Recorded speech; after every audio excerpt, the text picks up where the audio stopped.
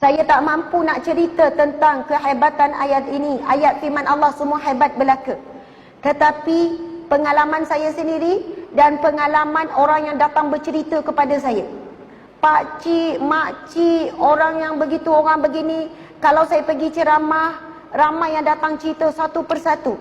Ustazah, masalah yang saya tanggung 3 tahun, 3 bulan, bertahun-tahun. Saya beramal dengan ayat ni, subhanallah, Allah selesaikan dalam tempoh yang singkat. Ada seorang makcik jumpa saya, Ustazah, telinga saya sakit berdengung, dah jumpa doktor macam-macam. Alhamdulillah, lebih kurang seminggu beramal, yakin betul dengan ayat ni Allah bagi sembuh. Seorang pakcik jumpa saya menangis-nangis, orang tua umur 60 lebih. Ustazah menangis-nangis, saya kata, kenapa pakcik? Ustazah, tolonglah sebarkan ayat tersebut. Pakcik alami masalah sekian-sekian, alhamdulillah 3 minggu masalah selesai. Ustazah, pakcik kerja jadi driver, bawa driver lah, bawa van ke macam tu lah. Pakcik tak reti sangat tengok waste, pakcik selalu sesat. Nak pergi situ, gini-gini, orang tua, kerja driver, lori ke apa, wallahualam, selalu sesat. Tetapi pakcik hari-hari pagi-pagi pakcik akan baca doa tu. Wa ufawwidu amri ilallah. Daku menyerahkan urusanku kepada Allah. Innallaha basirun bil ibad. Sesungguhnya Allah Maha melihat keadaan hamba-Nya. Setiap kali pakcik sekarang ni sesat je Ustazah, wallahualam, entah datang daripada, ada je orang datang tunjuk jalan. Pakcik berhenti tepi jalan, adalah motor. Pakcik nak pergi mana, nak pergi sini, amai saya tunjuk. Pakcik ikut je. Segala urusan hidup pakcik hari demi hari dipermudahkan Allah. Rupanya hidup pakcik selama ni susah sebab pakcik kurang bergantung kepada Allah. Pakcik rasa pakcik boleh uruskan hidup pakcik sendiri, lalu Allah membiarkan hidup pakcik. Kita sangat terhad sebenarnya. Saya pernah ceramah di Petronas Terengganu. Ada seorang hamba Allah lelaki datang. Ustazah, saya nak juga cerita pada Ustazah. Saya dah hampir letak jawatan berhenti kerja. Sebab apa? Saya ada penyakit tekanan mental, iaitu anxiety, depression. Saya nak tinggalkan keluarga saya, anak isteri saya semua saya nak tinggalkan. Saya tak boleh jumpa manusia, saya tak boleh jumpa orang, saya hilang keyakinan diri, ketakutan yang melampau. Saya rasa saya nak menyendiri. Saya dah pergi jumpa pakar sakit jiwa. Saya jumpa ustaz itu, ustaz ni, saya makan ubat untuk tekanan mental dan sebagainya. Walaupun orang kata anxiety ataupun depression bukan tidak terlibat tentang iman. Ini hari ni orang kata tak terlibat dengan keimanan. Ia adalah semata-mata penyakit jiwa. Perasa atau tidak, pernyataan ini cuba memisahkan. Pisahkan daripada roh ataupun rohani. Masya Allah. Yang cik ni cakap, Ustazah, Alhamdulillah, saya hari tu Allah izinkan dengar ceramah Ustazah tentang ayat surah Ghafir ayat 44. Wa ufawwidu amri ilallah innallaha basirun bil ibad. Saya ulang-ulang ayat tersebut. Sebelum itu ada orang kata, ulang istighfar 1000 kali. Saya istighfar Ustazah, saya selawat dan sebagainya. Tapi kenapa tak beri kesan, baru saya faham. Sebab saya selawat, saya istighfar tanpa saya yakin betul-betul kepada Allah Subhanahu Wa Taala. Tapi bila saya ulang-ulang ayat tu, dan Ustazah pesan supaya baca dengan maksud, dan baca bukan jumlah yang banyak, yang penting serah bulat-bulat kepada Allah.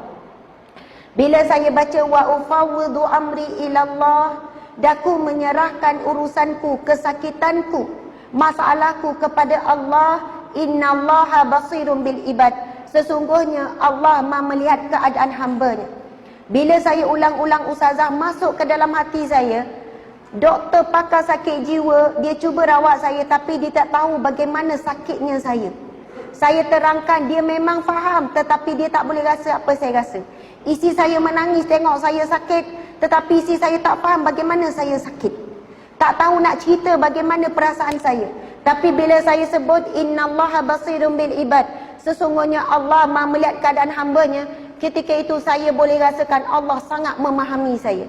Tuan-tuan, puan-puan sekalian, sakit, sedih, sempit yang kita rasa dalam hati kita, Allah exactly boleh rasa, boleh tahu, boleh faham apa yang kita rasa.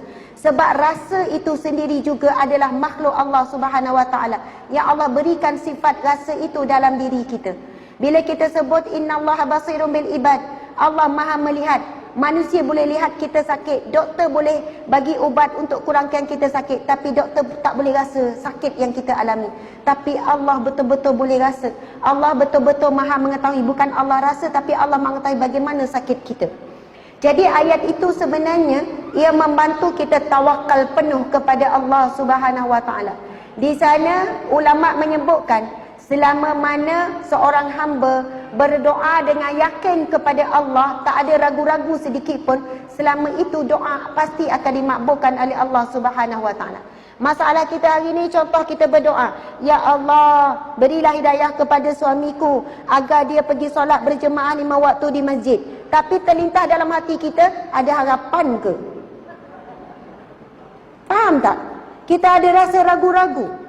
Ya Allah, jadikanlah anakku sekian-sekian. Nampak jalan tak anak? Suami pun sama ada ragu-ragu. Tentang bab rezeki pun sama. Ya Allah, kurniakanlah rezeki yang barakah melimpah ruah. Macam ni je hidup, macam tak ada harapan ni. Masya Allah. Bila ada ragu-ragu, masuk jarum syaitan. Apabila kita tidak yakin dengan Allah, kita tak betul-betul serah bulat-bulat kepada Allah Subhanahu Wa Taala. Allahu Akbar. Dan kalau kita perhatikan hadis Nabi, golongan yang masuk syurga tanpa dihisap, tanpa diazab, ada 4 ciri. Salah satunya adalah mereka yang bertawakal penuh kepada Allah Subhanahu Wa Taala. Jadi insya-Allah para muslimin muslimat sekalian, dan insya-Allah selepas ini cubalah beramal dengan surah Ghafir ayat 44. Ada orang cari surah Ghafir ayat 44 tak keluar, sama surahnya surah Al-Mu'min. Wa ufawwidu amri ila Allah. Kita boleh tak baca sama-sama? Insya-Allah. Bismillahirrahmanirrahim. Wa ufawwidu amri ila Allah. Innallaha basirun bil ibad. Sadaqallahul azim. Daku menyerahkan urusanku, kesakitanku, masalahku, ujianku, kesebitanku, kebimbanganku, kerisauanku, kesedihanku kepada Allah. Sesungguhnya Allah Maha melihat keadaan hamba-Nya.